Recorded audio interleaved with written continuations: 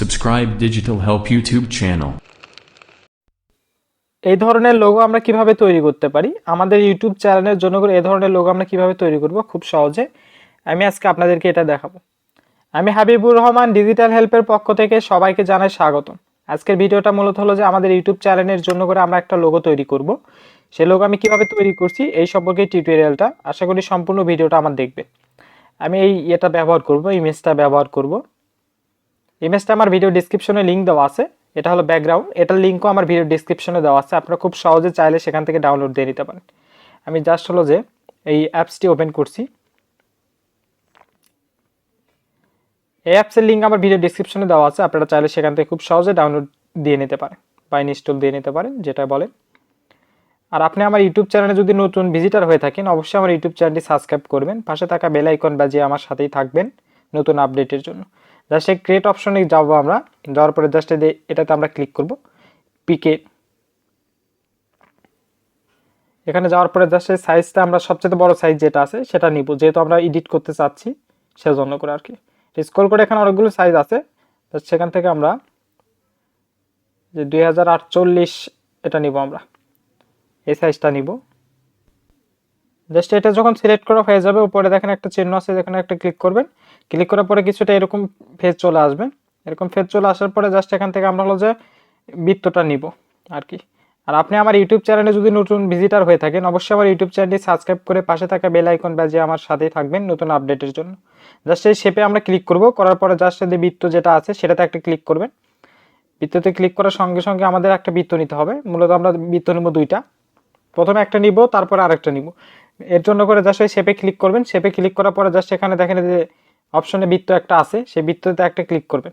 সেই বৃত্ততে ক্লিক করার পরে যে এখানে ওকেতে ক্লিক করতে হবে, জাস্ট ওকেতে ক্লিক করবেন। তারপর হলো যে হাত দিয়ে স্ক্রল করে টানবেন, তাহলে হয়ে যাবে। জাস্ট আমি একটু সিলেক্ট করে দিই, এই যে সিলেক্ট করে নিলাম। জাস্ট এখন যদি আমি হাত দিয়ে টানি তাহলে মোটামুটি হলো যে আমাদের যে ইয়েটা আছে শেপটা আছে সেই শেপটা চলে আসবে।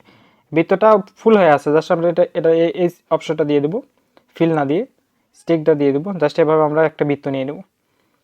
এটা আমরা একটু আটো করে নিতে পারি আমাদের সুবিধার্থে। জাস্ট আমরা শেপে আবার যাব, যে আবার সেম আরেকটা বৃত্ত নেব। বৃত্তটা আরেকটু সাইডে নিয়ে নেব, নিয়ে তারপরে এটার উপরে রাখবো। এভাবে একটু কাস্টমাইজ করে নেবেন যেটা দিয়ে আপনাদের সুবিধা হয় আর কি। জাস্ট এভাবে আমরা নিতে পারি। এমনভাবে নেবেন যে আপনার আরেকটা লেখা আমরা লিখব, এটার মাঝখানে যান সেই লেখাটা যায়, সেভাবে নেবেন আপনারা। আমি ঠিক সেভাবে নিব। লেখাটার মাঝখানে যদি কোনো দাগ চলে আসে তাহলে কিন্তু অবশ্যই আপনাদের যে লোগোটা আছে বা আমি যে লোগোটা করছি সেই লোগোটা কিন্তু দেখতে খুব একটা ভালো লাগবে না। জাস্ট এরকম হয়ে যাওয়ার পরে আমরা জাস্ট টেক্সটে যাব, টেক্সটে একটা ক্লিক করবেন। করার পরে জাস্ট এখানে লিখবো আমরা মাই ইউটিউব চ্যানেল। আপনি যেটা টেক্সট দিতে চাচ্ছেন সেটা দিতে পারেন, কোনো সমস্যা নাই। জাস্ট ওকে ক্লিক করব, এখানে টিক চিহ্নতে একটা ক্লিক করে দেব। কালারটা হোয়াইট হয়ে আছে, জাস্ট এটা আমরা ব্ল্যাক করে দেব। জাস্ট যদি ব্ল্যাক করে দিলে তাহলে মোটামুটি দেখতে পারবো আর কি। এটা স্ক্রল ডাউন করবেন, এটা লাস্ট অপশন আছে, এটাতে আমরা বাঁকাই নিব, অ্যাঙ্গেলটা বেঁকে নেব। এবং আমাদের যে আছে এই যে বিন্দুগুলো আছে, বিন্দুগুলো দিয়ে আপনারা হলো যে করতে পারেন। আপনার যতটুকু বেঁকানো প্রয়োজন সেতটুকু বেঁকে নেবেন। লেখাটা যেন আমার কোনো দাগের উপর না পড়ে, জাস্ট এইটুকু দেখলেই হবে।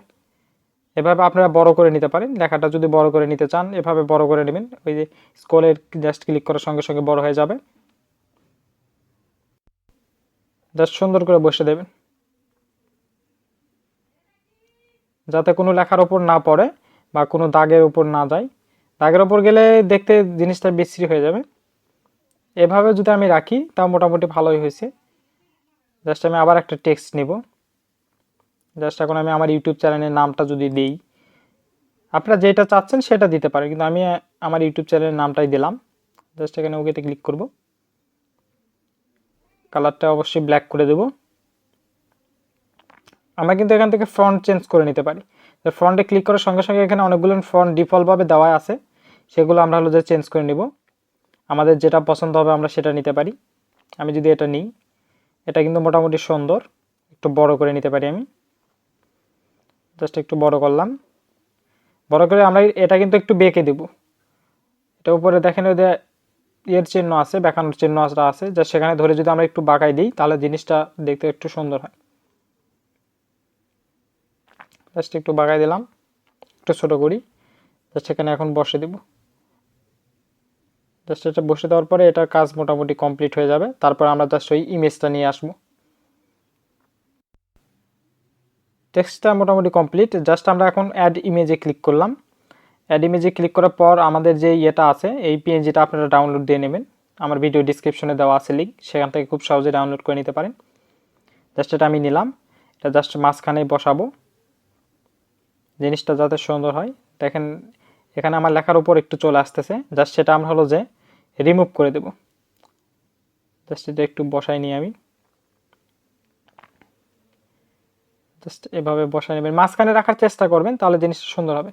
ইরোজে ক্লিক করার পরে আবার এই ইরোজে ডবল ক্লিক করবেন, একটা ডবল ক্লিক করার পরে যতটুকু আপনার লেখার উপর আসতেছে জাস্ট ততটুকু ভ্যানিশ করে দেবেন। জাস্ট ভ্যানিশ করে দিলে জিনিসটা দেখতে সুন্দর হবে। মোটামুটি আমাদের কাজ এখানে কমপ্লিট। এটা এখন আমরা সেভ দিব। জাস্ট আমরা সেভ দিলাম, আমাদের গ্যালারিতে এটা অটোমেটিক সেভ হয়ে যাবে। সেভ হচ্ছে আর কি। জাস্ট এটা সেভ হওয়ার পর আমরা হলো যে পিকচার চলে যাব। জাস্ট এটা সেভ হয়ে গেছে। এখন আমি হলো যে পিকচার ল্যাব ওপেন করি। পিকচার ল্যাব ওপেন করলাম। এখন হলো যেখান থেকে অবশ্যই সাইজে আমরা কাস্টমাইজ করে দেবো সাইজটা, ইউটিউব থাম্বনেল করে দেবো। জাস্ট ওকে, এখানে প্লাস আইকনে ক্লিক করার পর ফ্রম গ্যালারিতে যাব। তো আমরা যে ইমেজটা এখনই ক্রিয়েট করলাম সেটা এখন জাস্ট এখানে নিয়ে আসবো। আগে একটা আমরা ব্যাকগ্রাউন্ড যেটা আছে সেই ব্যাকগ্রাউন্ডটা এখন এখানে দিব আমি। ব্যাকগ্রাউন্ডটা কই গেল?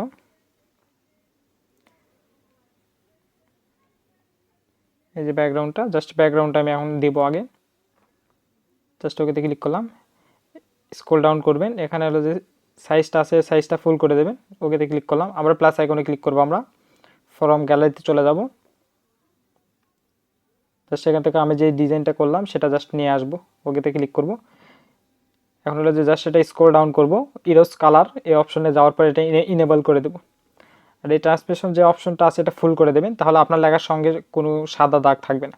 জাস্ট এটা একটু বাঁকাই দিলে আমাদের যে লোগোটা আছে কাঙ্ক্ষিত লোগোটা সেটা কিন্তু কমপ্লিট মোটামুটি বলা যায়।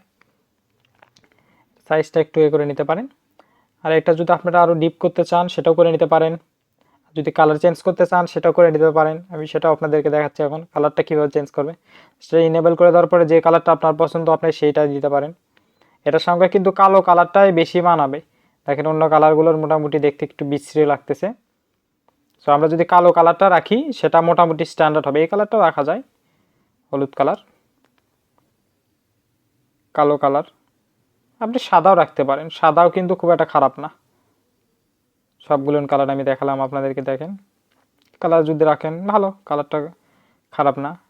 টেক্সট লেয়ার মেবি হবে না, দেখি লেয়ারটা লেয় নাকি।